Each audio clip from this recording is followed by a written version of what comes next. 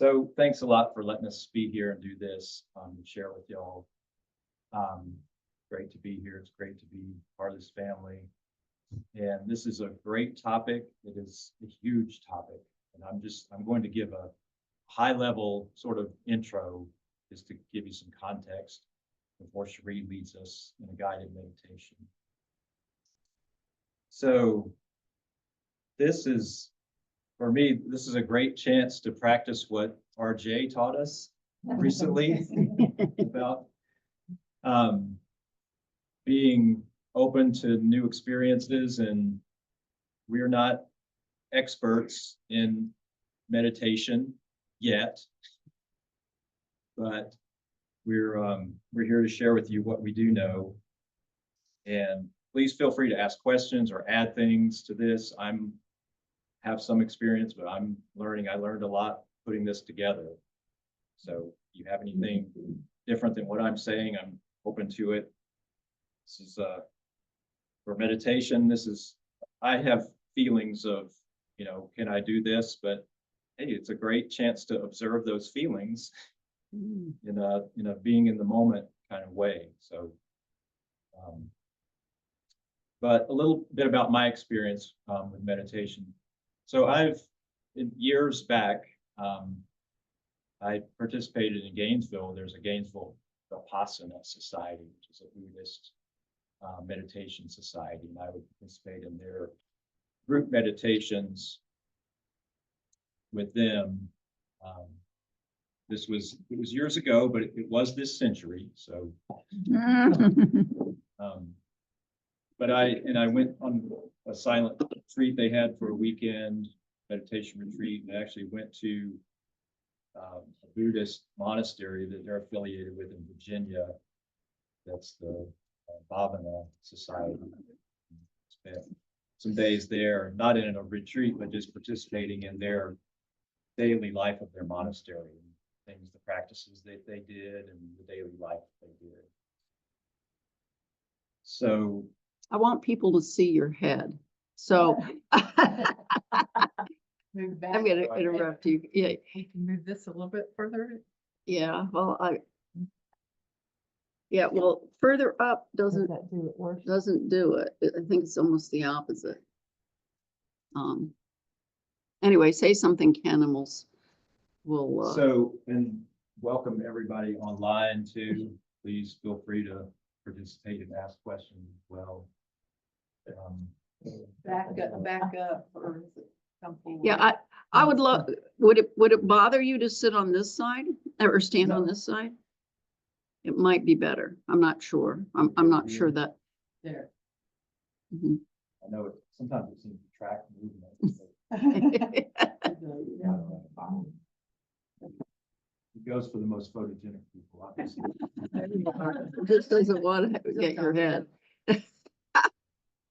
So anyway, since then,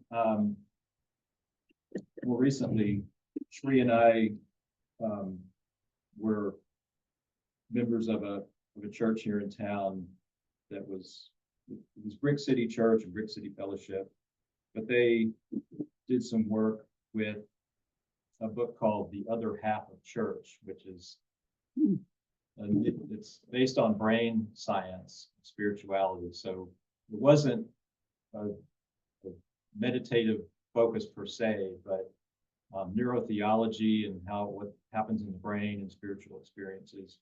And it used things like they called it quieting to quiet the mind and be in a present moment kind of state of communication with God and with Christ.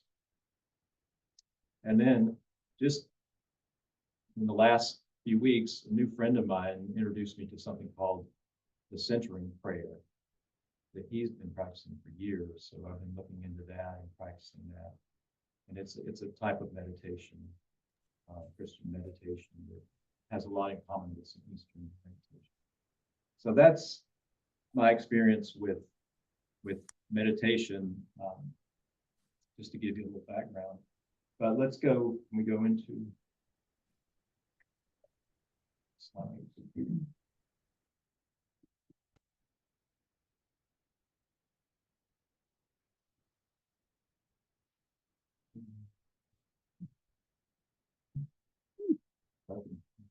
So meditation, and I'll say okay to you change.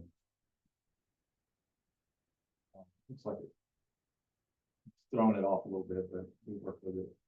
So today we're going to cover what is meditation, some of the origins and types of meditation, some of the health benefits and techniques, and then Sheree will do a guided meditation. So just kind of stepping back and doing a big survey. There's a lot of breadth to it. I'm not going to get too deep into it. That's, we could go into that a long time. There is so much there. And when I got into it, you really see how much there is. So this is kind of the 10,000-foot view. All right. So just, what is it in the first place? So it's focusing the mind and detaching from the kind of, it's called discursive thinking, this, thoughts going, and literally that means thoughts going all over the place. It's a way to detach from that, and be in the present moment, and focus on just one thing. It can be a religious practice, which is the way it originally developed, or it can just be a calming practice. So why would you want to do it? Well, I think we can all use some calmness these days. And again, there's spiritual uses for it of various kinds, as well as just mental and physical health benefits. In addition to calming the mind, there's a number of other benefits that we'll see in a minute.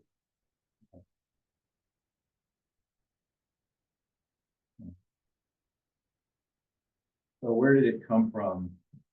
Well, thousands of years ago, it's been around. These are some of the earliest documentations that we have in writing, mentioned in the Upanishads of India, that were the teachings of the Hindu religion. 3,000-4,000 years ago, it was in writing. It's believed that even before that, it was practiced and handed down orally for maybe another 1,000 years before that. So long time ago, 5,000 years ago. And then in Genesis, in the book of Genesis, there's mention of Isaac going out and meditating. This Hebrew word I learned, lashuach. Is a meditative or contemplative practice. And that's the first mention in the Bible of meditative. And that was, of course, thousands of years ago. The Genesis was written, but then again, maybe orally or writing about things that happened even before it was put down on paper. So this capacity to focus the attention away from just all of the doing, and just focus in on the moment and just be, so has a value in itself from way back in human history. Since then, it's an understatement to say that there's a lot of schools and styles and practices. It's probably countless. It's something that just exploded, over time, and today is even more popular maybe than ever with what's going on now. So just looking through some of these traditions, in Eastern meditation, there's the Hindu tradition. Out of that came Buddhism. And that the Buddhist tradition with these ideas, samatha is tranquility of the mind and heart, vipassana is this, in that tranquil state, to have insight into the true nature of reality. So that was their aims, that you can really use this as a tool to see, like, this profound, reality, what really exists, and what is the nature of that. And then the word sati, or mindfulness, is just that present moment awareness, just impartial watching without judging. And that tradition, the Hindu, but even more, I think the Buddhist, has really come into our culture a few hundred, in the 1800s. it was, a lot of these works were translated into English, and then people like Thoreau started picking up on it and really came into Western culture. Then, so after that, there were these other traditions, Jain, Taoist, Confucian. Okay. So just pausing a second on the Eastern, this was, this came out of religious practice, and it was just sort of this whole ecosystem of this worldview, and meditation is part of that. So in the Hindu, just to contrast, they were, their goal was union with everything, through meditation, just seeing the reality of the self is part of the universe, and the universe is the self, achieving that state. Whereas Buddhist, to me, sounds almost sort of the opposite. It's realizing that it's all an illusion. The self is a complete illusion. There is no self. There's nothing is permanent. So they had, seemingly very different aims using these techniques.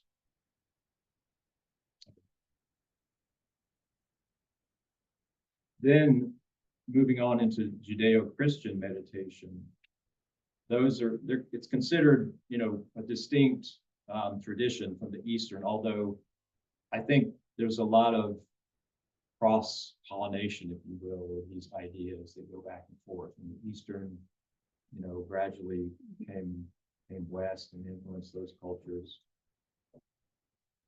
But there's a distinction that rather than completely, disengaging the mind and watching, although that's part of it, but then filling the mind with biblical truths and passages, and with the goal of deepening one's relationship with God. So Hindu, union with everything; Buddhist, detachment from the illusion; Christian, relationship with God. So meditation used for all those things. And I'll just maybe reference some of these. I brought some of these books, and then there's a slide at the end that shows them. But these are some of the things I've come across and used. And this is the book I was talking about, The Other Half of Church. And it's called Neurotheology, where they're studying this brain science of theology and Christianity and how it works.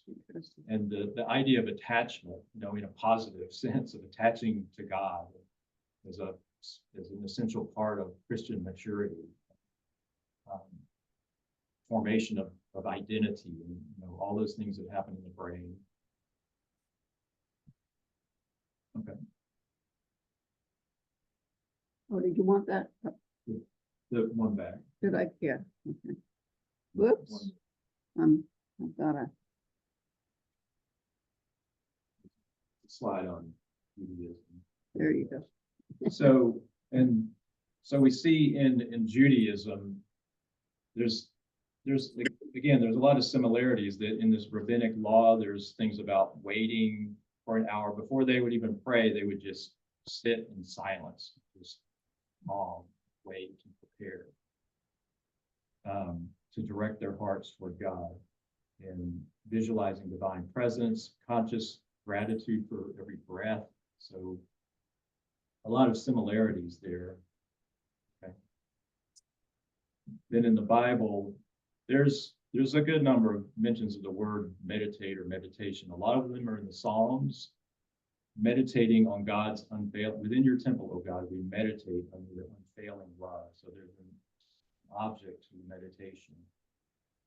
And another passage in Joshua that you shall meditate on the book of the law day and night, kind of just soaking in it, letting it fill the mind. But again, stopping from doing, calming down, centering, just soaking one's consciousness in something. Okay. So a couple of Christian traditions, and I'm going to look at my notes a lot here because I just learned about these. This hesychasm was an Eastern tradition. So again, sounds like some overlap with the Eastern traditions. It's repeating this prayer called the Jesus prayer. Lord Jesus Christ, Son of God, have mercy on me, a sinner. Repetition of that, blocking out all other thoughts and contemplating God. And in this way, they thought they could achieve the state of pure prayer. It came out of Christian monasticism. So there was that kind of pulling away from the world and just doing these kinds of meditations. But this path almost sounds like a mystical path, like experience a union with God or a direct confrontation or facing with God. Okay. And then, oh, I'm sorry. Ken, I was just going to say that that prayer is often called the breath prayer. Mhm. And the traditional one is, as you breathe in, you would say, Lord Jesus Christ, Son of God, and then have mercy on me, a sinner, as you breathe it out. And so it was a prayer that you could repeat, as you would take a deep breath in, deep breath out. But you can also use, sometimes I just pick a passage of scripture. Right. Be still Mhm. and know that I'm God, or just whatever scripture passage. For God so loved the world, he gave Jesus Christ his son. So it's a breathe in and breathe out, breathe in and breathe out. Yeah. Thank you for that. Yeah, thanks. Yeah, again, anyone that has other material that they want to add, please feel free. So this Lectio Divina, I hope I'm saying that right, is reading a short passage of the Bible slowly and aloud and reflecting on it, then doing prayer or journaling, and then just, again, contemplating in silence, just being with that passage in the present moment and listening for God. And this goes back to 6th century and other monastic practice. All right. So the tradition of Christian mysticism, and again, in contrast to that, to the discursive style, to just, getting away from that, calming the mind, and just having an experience with God, been called the gaze of faith or silent love, just sitting in God's presence. Again, that's brought up here, just knowing the joy of being in the presence of God as an important part of that attachment to God. And so there was an interviewer once interviewed Mother Teresa, and they asked her, well, what do you say when you pray to God? And she said, oh, nothing much. I just listen. And they kind of raised an eyebrow and said, oh, really? What does God say to you? And she replied, oh, nothing much. He just listens. So it's just that being in that moment with the presence of God. No words are necessarily needed, but just being in that love, experiencing that the joy and the peace of God just as a direct experience. Some forms of Christianity, obviously monasticism, involves silence. Also, the Quakers, a Quaker meeting, people sit in silence. I don't know if people have experienced that. I have a friend that went and stayed at a monastery, in a place that they had rooms in a Yeah. monastery.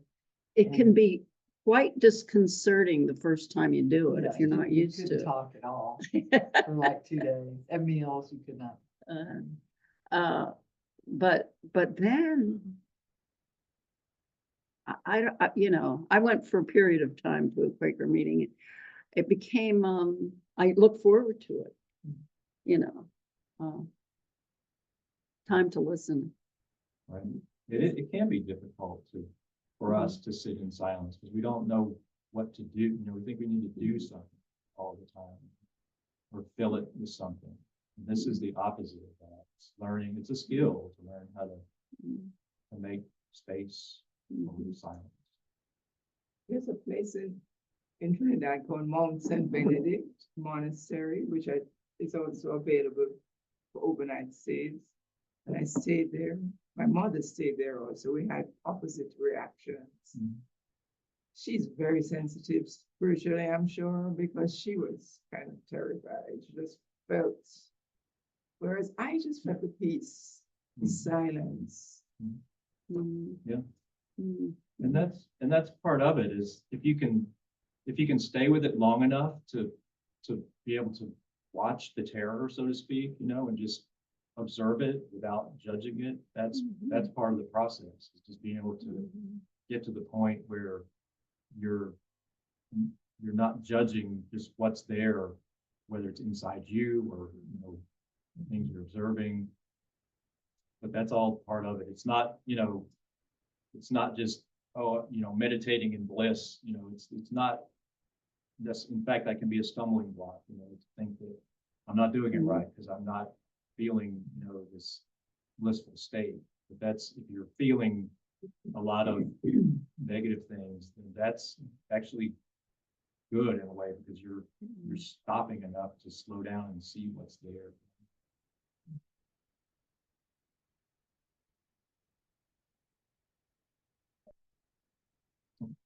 So, and then, Oops, sorry Yeah. about that. Find my cursor. so Sufi meditation, again, it's this idea of achieving this presence or this union with the supreme being, Allah, keeping your attention focused on God, and to the point where there's no separation between the time when you're, you know, sitting there formally meditating and just the daily activities that you do become a meditation. That in the present moment and aware of yourself and your surroundings, where that in itself is a way of meditating with God. That just reminds me, we went to a Shaker village in New Hampshire, and that their let's see if I can remember it, like hands to work, hearts to God, I think is how it went. But that their work was part of their prayer, or part of their devotion to God, was what they were doing with their hands. And that, you know, the aesthetic and the qualities people love and all the Shaker furniture and crafts, I think reflects, you know, their way of, this is our offering, and this is, you know, we're doing this as a devotion. All right. So then modern times. So now, you know, as we know, you know, everything is sort of out there, and it's, people still do meditation, of course, for religious purposes. Science, you know, is looking at it, and all the physical and mental health benefits. Again, just even for mental and emotional calmness. But the techniques and the forms are kind of all out there mixing and matching, and, you know, it's all available. There's apps and whatnot that people do. I thought it was interesting. I came across this statistic, this the increase just in this century from 7.5% to 17% of people say they do some kind of meditation. I don't know exactly what kind that is, but just the growth of that interest. It was more than some other kind of alternative acupuncture and those kinds of things. Meditation was more popular or growing in popularity than. So, okay, we'll look at some of the benefits. So there's a lot of science going on currently with trying to measure and see, like, exactly what can this do for people health-wise. And there are a lot of studies by the way, I've got it grouped here that's showing good results, you know, that they feel like, yeah, there's a pattern here. This is from the National Institutes of Health and a journal called Clinical Psychology, that these things, overall well-being, emotional regulation, substance use disorder, weight control, and behavior, stress, anxiety, depression, that they see, you know, good scientific results are there for this. Not, and then, okay, let's go to the next. These are still under study. Maybe there's some potential there for improving blood pressure, insomnia, PTSD, chronic pain, ADHD, and as well. And there's many other studies that are still ongoing. So, just, you know, the way I've grouped it, that there's potential there. Some studies have, you know, had really good results on these, and others are a little bit mixed. But they're trying to just up the rigor of, you know, how they document these things. So, but there's definitely something there in terms of mental and physical health. Okay. And then again, the scientific studies of how this works with the brain, you know, they're seeing actual changes in the brain. Like, I'm not a neurologist, I don't know all the parts, but the prefrontal cortex and amygdala and all those things, like actual physical, like thickening and you know, the changes in the gray matter and that, but there's something there that they can observe, that this kind of meditation, being in the present moment, focusing, training, you know, sort of like exercises these parts of the brain that don't otherwise, you know, always come into play when we're just doing all our stuff all the time, you know, not using these focused parts of our brain.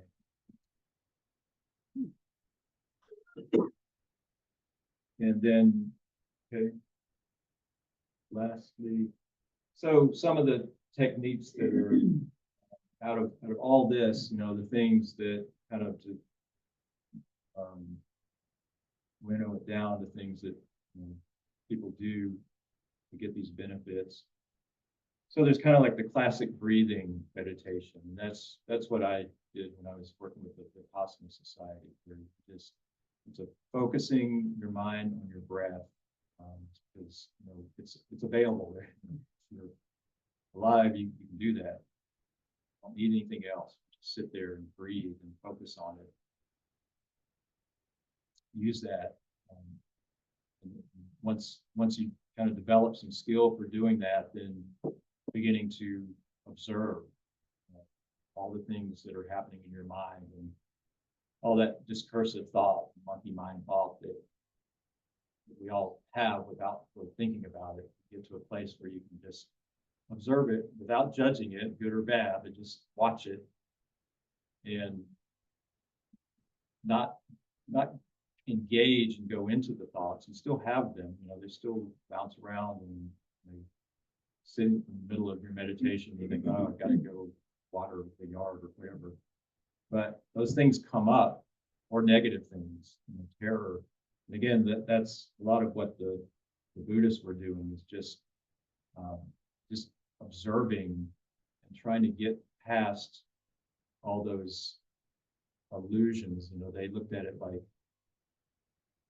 we're all attached to all these identities and impermanent things, and just sit there and watch it, and then we can achieve a measure of detachment from it, really see, you know, the reality of who we are. And by letting go of that, letting go of the suffering of the attachment, all those things. So it was, you know, it's, for them, it is, you know, a liberating thing to be free of all those illusory kind of thoughts that we identify ourselves with. Focused meditation, similar, you know, doesn't have to be the breath, it could be a flower or some, you know, some object, just to train the mind to be able to focus on one thing in the present.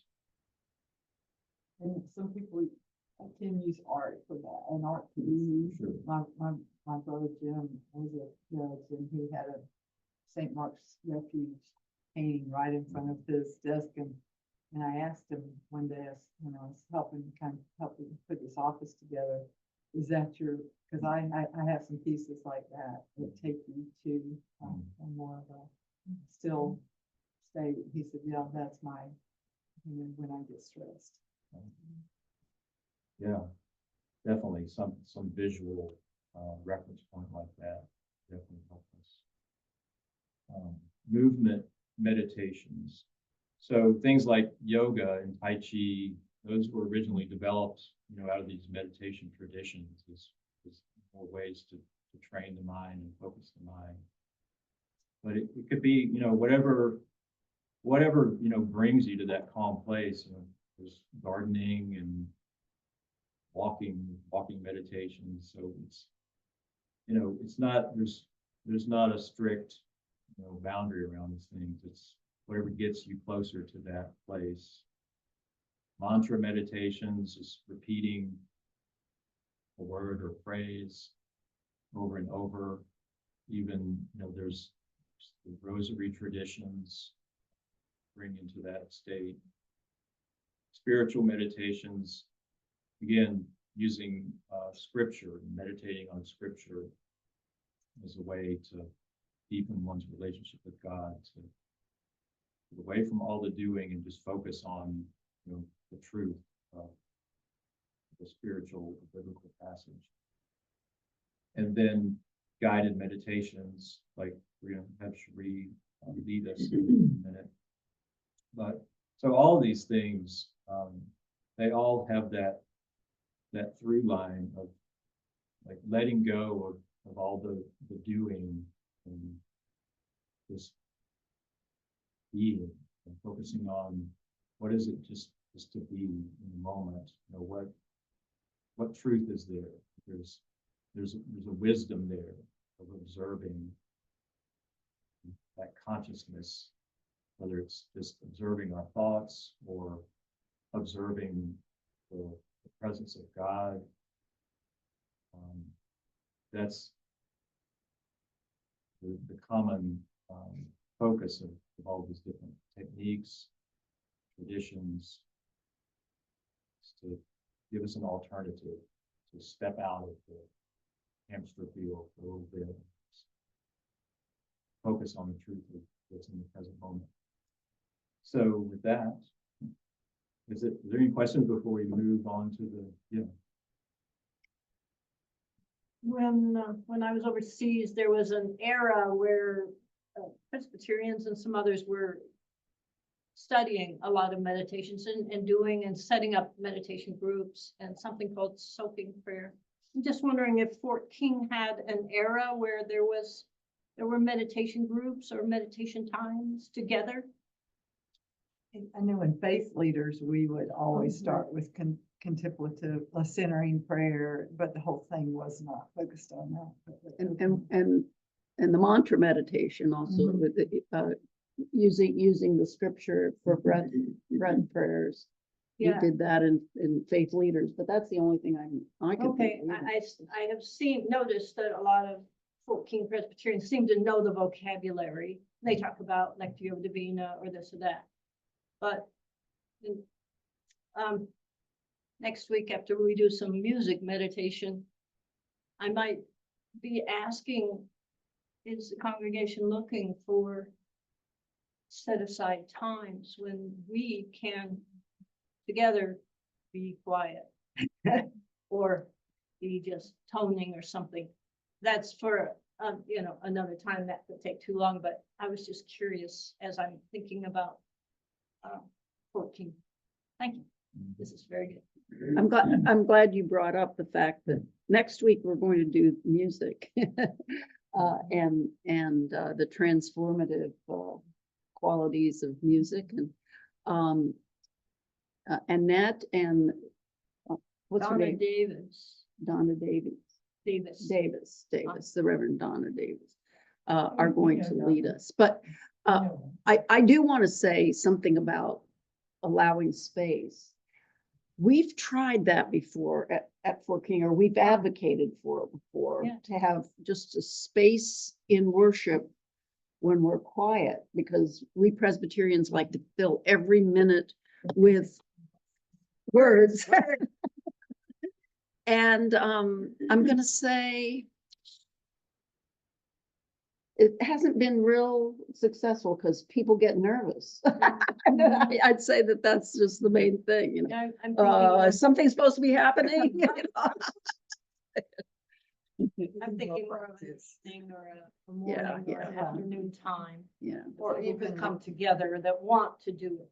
The Catholics have, one thing I really liked about the Catholics, they had a special chapel, could be just, I thought of the little room in the Hope House, a little side. A place where, yeah, you can do this at home, but they have a place that you can go anytime and pray, which is nice. But this is kind of out there, but I think so many are going through medical stuff at times. So I've had 6 Mohs surgeries, 3 of them were really serious. Lasted 4 hours without, and you're not put under for these things. And so I've come up with ways, meditative ways that to help get through that, because it's a little, and in one instance, my heart, I never have heart, I'm always low blood pressure, but my heart started going wacko. And the nurse really was freaking out. And this was pretty amazing. I said to her, calm down. But I watched the dial. I just started, breathing and saying, be still, my soul. Be still. I'm not kidding you, right before my eyes. And she was amazed. So when my brother in brain surgery, they're now doing, I'm probably going to get the title wrong, but it's awake cranial mapping. So before, it's pretty amazing stuff. Before you go in and do the main surgery to extract a tumor, they do this mapping process of your brain to make sure that when they go in, they're not hitting an area that would make you lose mobility in certain areas and stuff. I won't go into all the details on it. But I said to him, I use these techniques and about ahead of time thinking of, what am I going to pray about or what? And my sister threw in, she had heard that somebody used, you start praying for everybody you know. I mean, and so you start with those you know really well, and you do prayers for all of them, and then you reach out to your book club, and I mean, you're just going and it, a lot of us have a lot of universal connections that we can pray for. He was quite happy to have those tools, and it really did help. That was a very hard process. In fact, they make you have a psychiatrist with you at all times. But so those of y'all who are going through any kind of, medical things, I know it should be a practice we're practicing all the time, but I do think it can help you through some of those things. Well, Lamaze. Yeah, Lamaze is a Those good who've one, yeah. done Lamaze in years past, my goodness, focus, deep breathing, help me, big time. Yeah. Really interesting though that Margaret shared that, because in the prayers that he was doing for brother, he's taking his mind off of himself and what he's about to go through and giving to others. And so there's definitely something in that. Yeah. That would be a wonderful practice, even if you didn't, I mean, Yeah. I can imagine it would, as I like to say sometimes, change the tape, if you pray for everyone that you can think of that specifically. Mhm.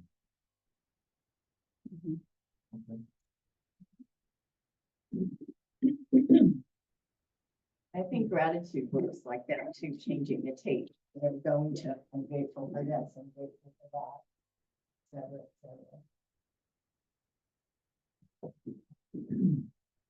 I'm just going to give a little introduction here. This Should I medit- turn this on? This meditation will help you to feel more peace in your life by removing the blocks and obstacles to your inner joy and happiness.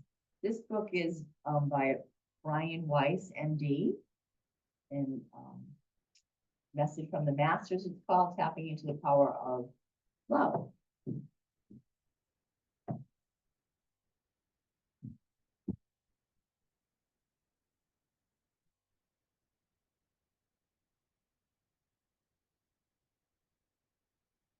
So allow yourself to relax completely. Do not cross your legs. Whatever images, feelings, sensations, or thoughts come into your awareness, that's fine. Try not to censor, judge, or analyze. You can do that later. While listening, just let yourself experience what comes up.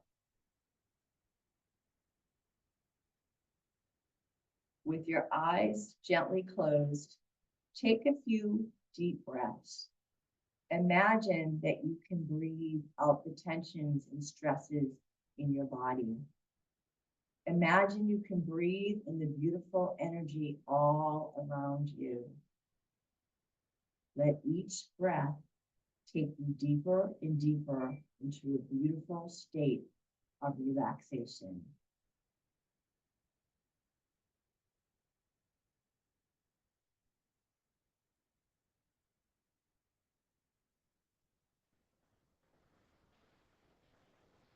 Now relax all your muscles. Relax the muscles of your face and jaw.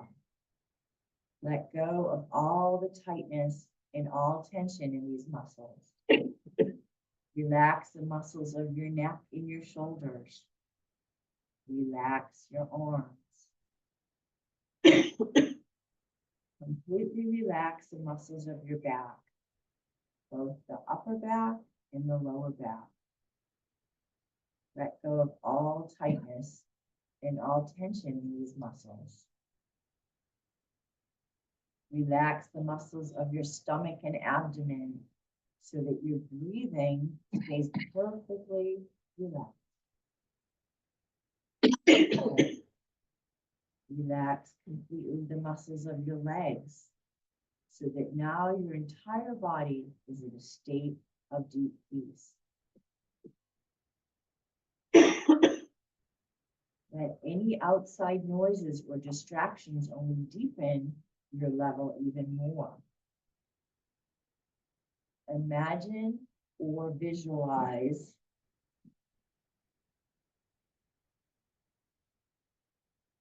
a beautiful light above your head. You can choose the color or colors. The light will deepen your level and heal your body. Let the light flow into your body through the top of your head. It illuminates the brain and spinal cord, healing these tissues and deepening your level even more. Let the light flow down from above to below like a beautiful wave of light, touching every cell, every fiber, and every organ in your body with peace and love and healing. Whenever your body needs healing, let the light be very strong and powerful in this area.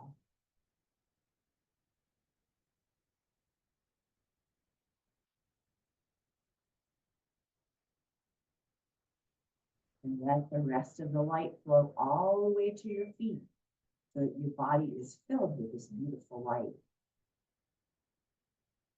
Now imagine or feel the light completely surrounding the outside of your body as well, as if you were wrapped in a beautiful bubble or cocoon of light. This protects you, heals your skin, deepens your level even more.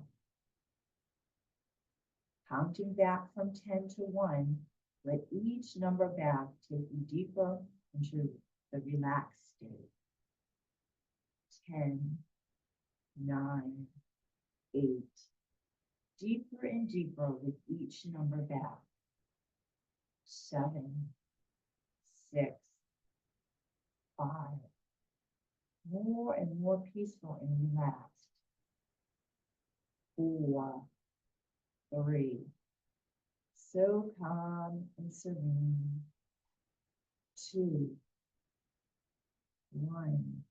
Good. In this wonderful state of peace and tranquility, imagine yourself walking down a beautiful staircase. Down, down, down. Deeper and deeper.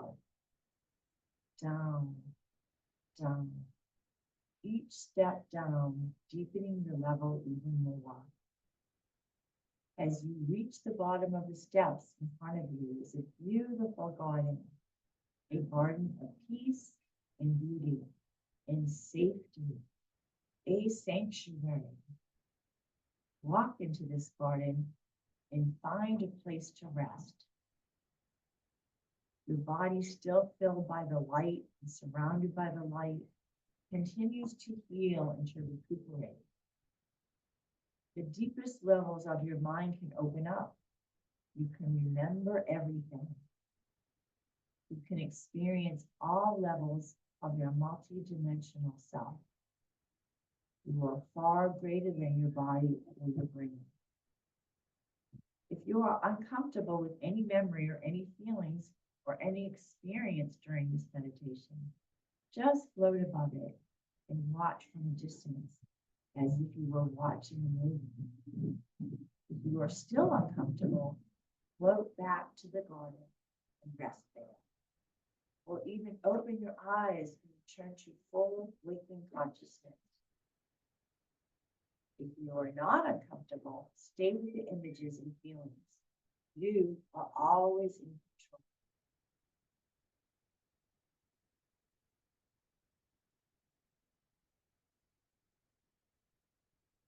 Imagine a beautiful door in front of you.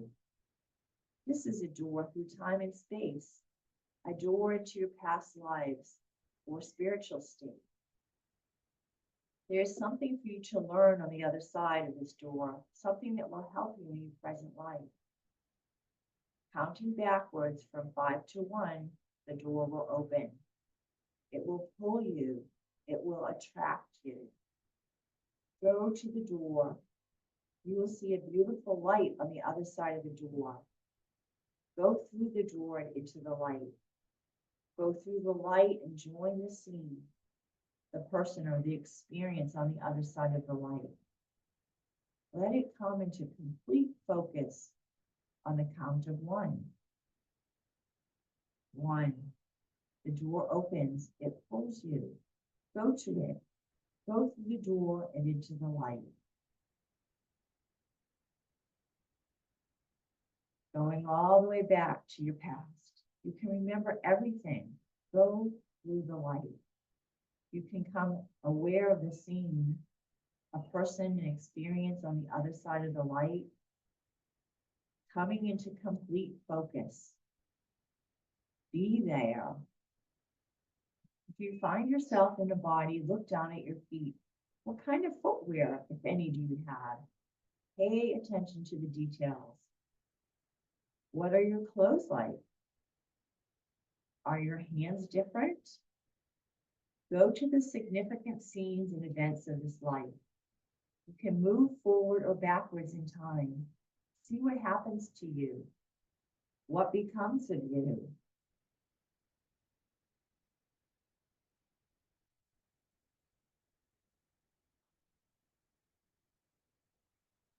If you find other people, look into their faces, into their eyes.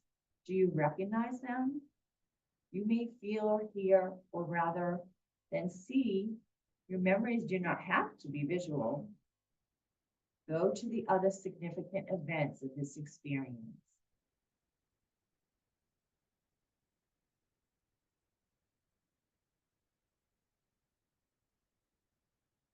Now move to the end of that time, of that experience, and observe what happens to you.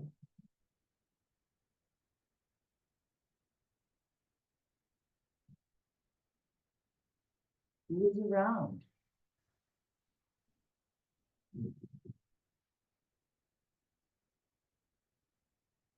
Float above and leave the scene. Review. What did you learn? What were the lessons of that experience?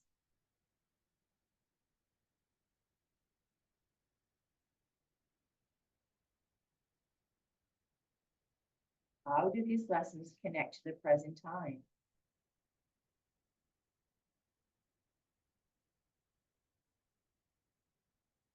Imagine that a beautiful and loving being like an angel can come and be with you for a while. You can communicate, whether through words, thoughts, feelings, visions, or in any other way. Are there any messages for you?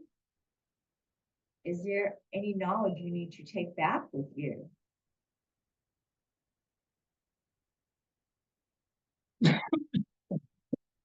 If you wish, ask a question and listen to the answer.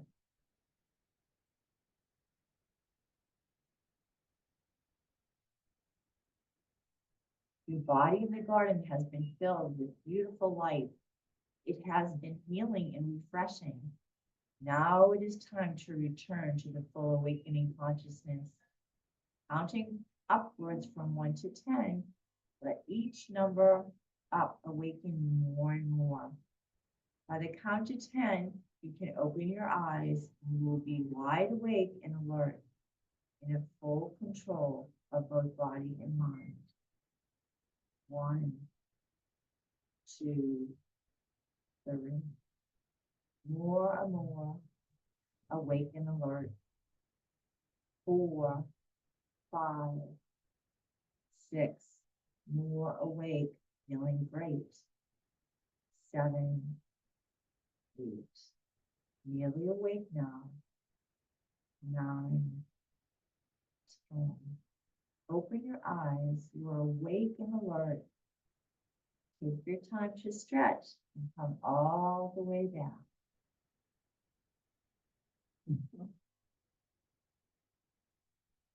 Does anyone want to share their experience? My sleep cycle is messed up because of the time change and I find myself wanting to go to sleep.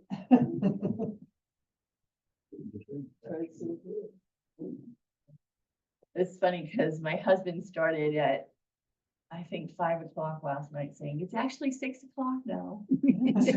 So because he said that a few times, like usually a time change will affect me too. I feel pretty good this morning. I can't complain. So has anyone done anything similar for themselves like this? Just taking the time to like listen to, I don't know how well you can hear that tape, but that was actually produced by a company called Holosync. And it can really kind of take you back. Kind of early in my career as a massage therapist, it's probably in my mid-30s. I ordered some of these and it was just tremendous because I'm not the best sleeper. And I don't know if it's because I'm the oldest. I have to quit saying that. Anyway, I'm the oldest of 5, but when I started using these tapes, I mean, I would go deep. And to me, it was just kind of amazing because like one time, and it's only happened once with the series, it was just such a deep sleep that it was like, I almost didn't want to come back because it was so calming and relaxing. So, I mean, like Ken has shared, there's so many different types of meditation that we can do for ourselves to, you know, to just get off the roller coaster. It comes to mind last week, we were talking about with Flint, and some people may still be thinking, what is something I can do?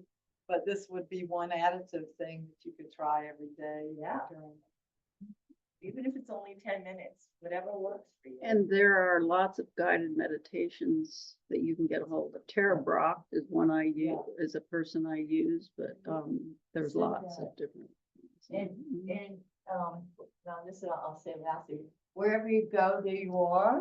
So if you've ever heard of this man, and he has a whole series too. He's got a really cool bio. Like he's helped many people. This book was published in 1994, and John Kabat-Zinn, a lot of you may have heard of him, but he's worked at the University of Massachusetts. He's involved in the director of Stress Reduction Clinic and the Center for Mindfulness in Medicine Health Care and Society of the University of Massachusetts Medical School, as well as a professor of medicine emeritus. So he has another best-selling book called Full Catastrophe Living. And he's been on PBS with, in the PBS series Healing in the Mind with Bill Moyers. Like, I saw that PBS special many, many years ago, and as well as with Oprah. Another book if you're interested. You know, thank you all. That was Thank lovely. you. That was lovely.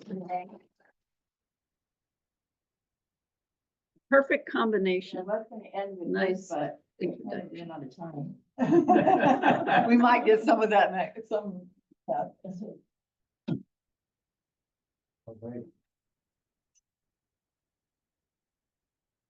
So next week, look forward to Annette's special guest. And then we'll also be looking at music as a healing thing too. So I think this all kind of tied together. Thank y'all so much. Thank you.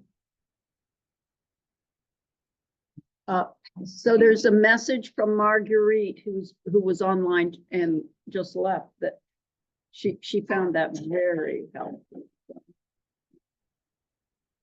That's Joanne's sister, if y'all don't know. She's been following us from Sanford on all our classes, which is great. It's great to have you, Marguerite.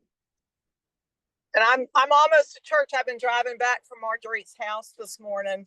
So I wasn't able to I wasn't able to close my eyes.